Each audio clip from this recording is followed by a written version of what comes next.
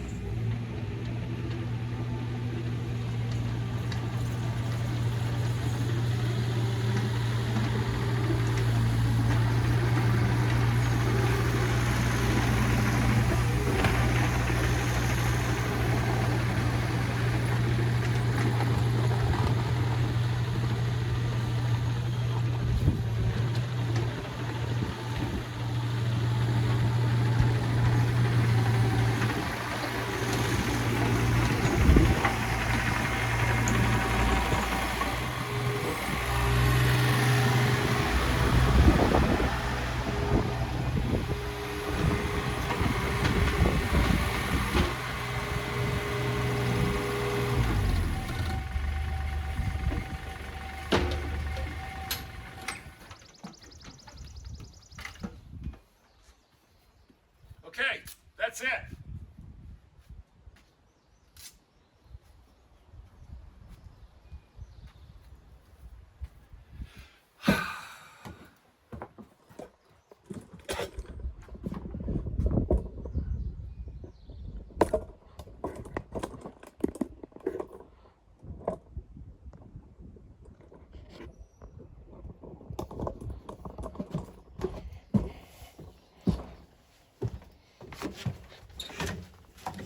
All right,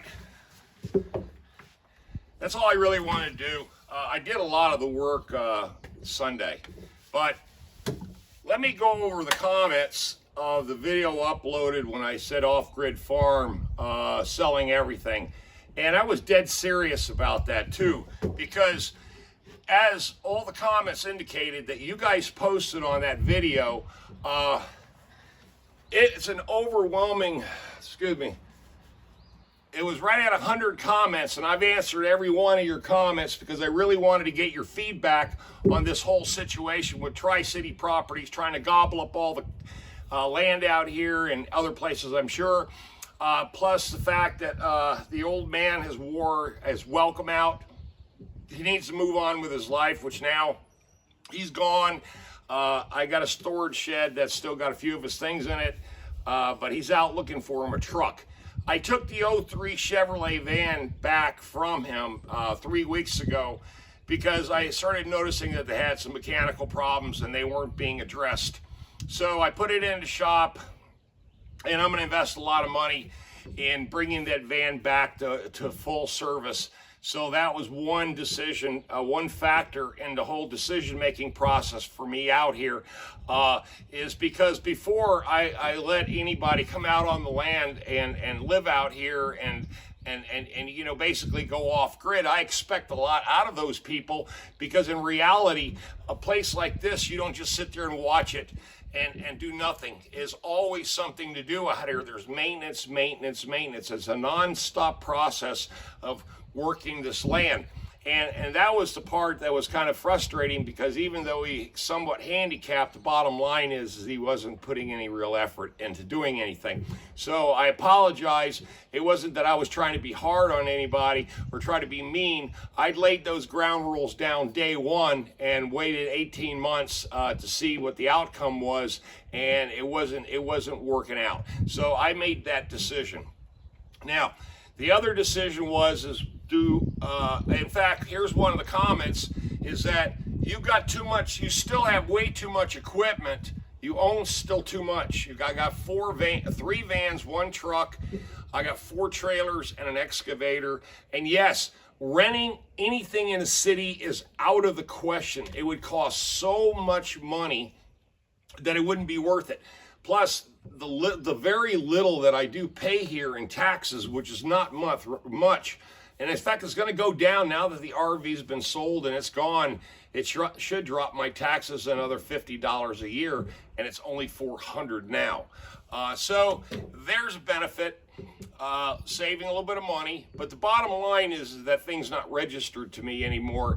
And yes, I sold it, but the bottom line, it was in my name and it was his. And there was a point in time where I just felt that, you know, he wanted to give me the RV, sign it over to me, but still live in it, and basically be with no responsibilities for anything in his name.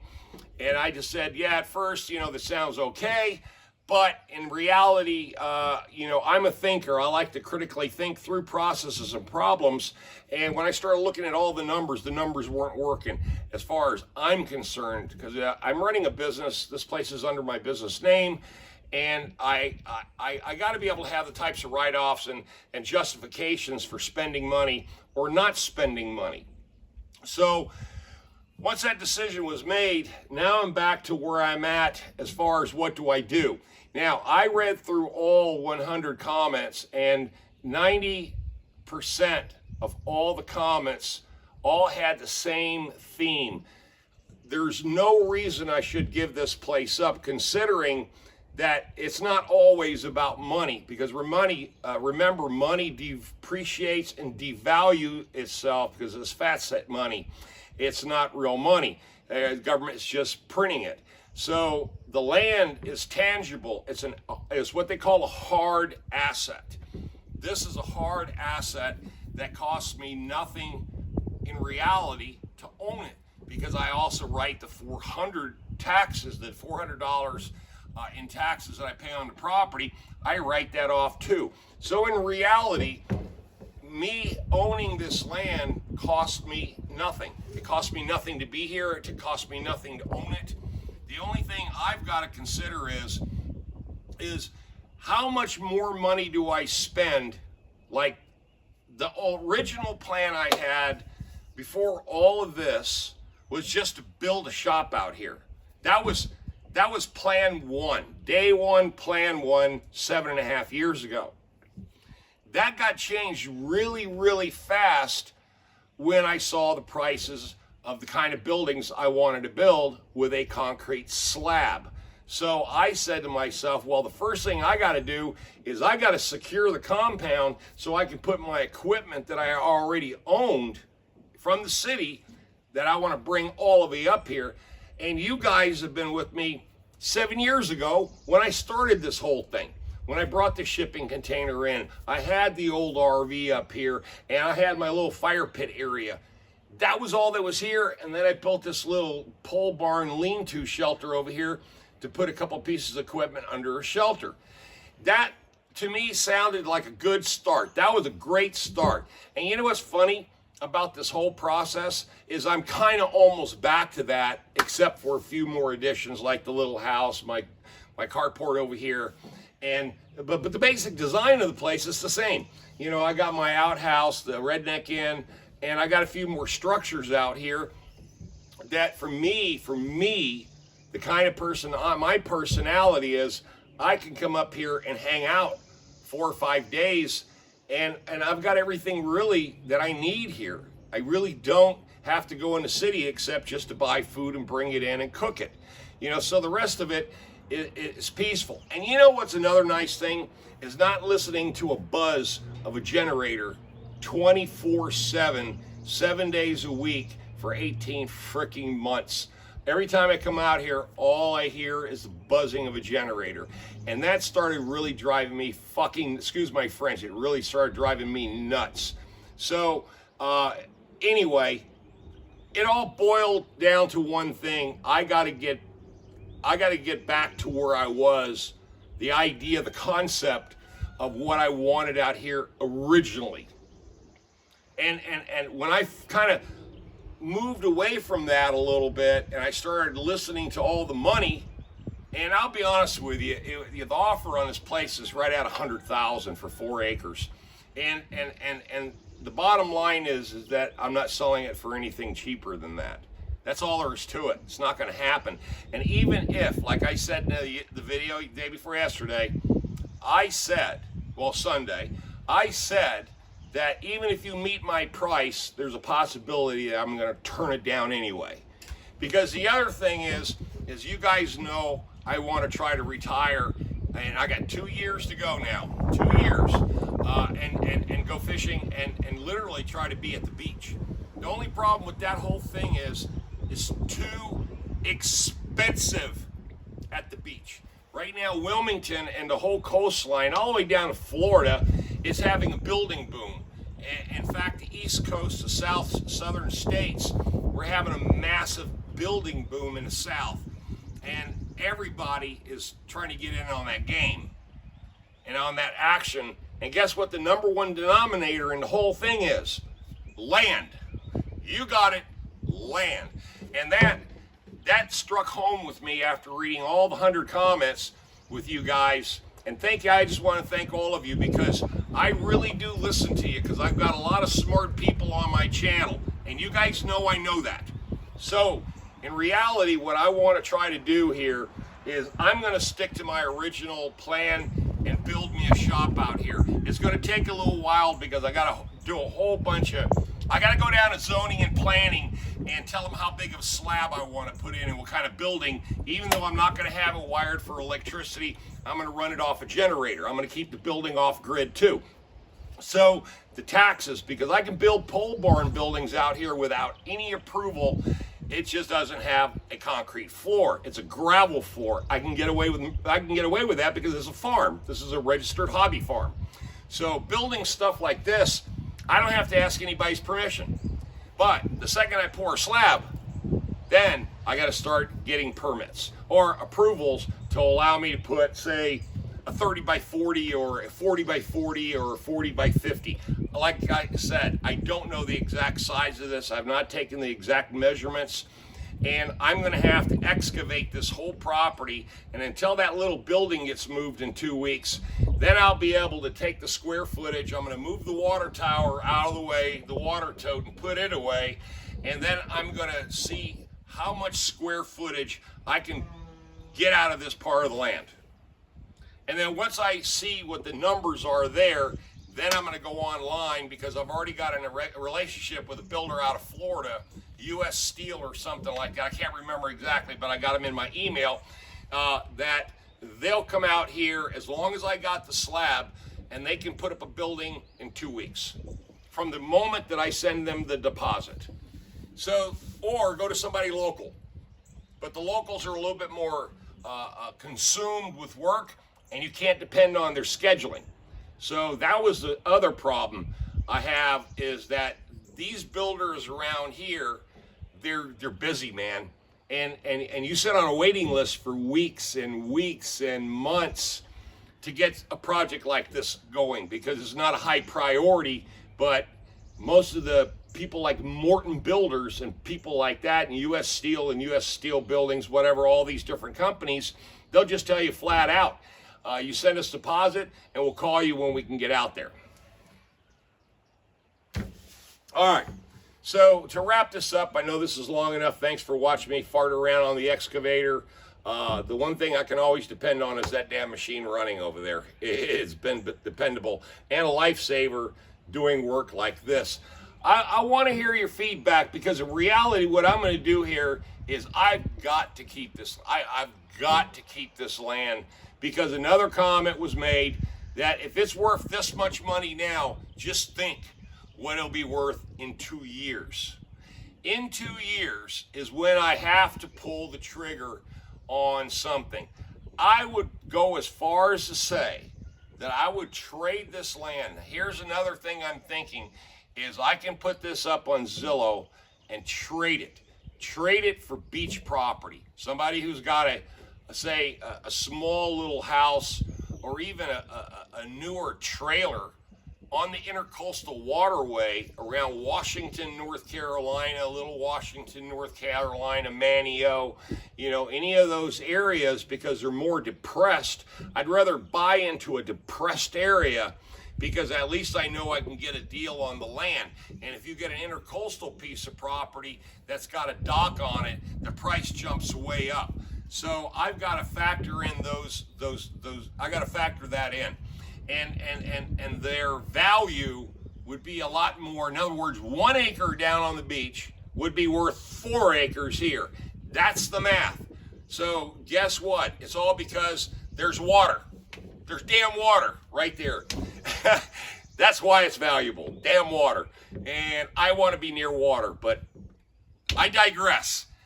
All right, I'll talk to you guys tonight. Leave those comments as usual. Thank you for being on my channel, and thanks for all the new 169 subscribers that I've gotten this month alone on my channel. Thank you very much. I appreciate all of you. Tom, you know me, I'm Tom.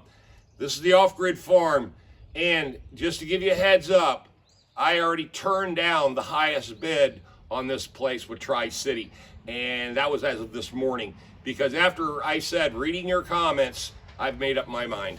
Y'all stay tuned, stay blessed, and I'll catch you on another video. Tom out of here.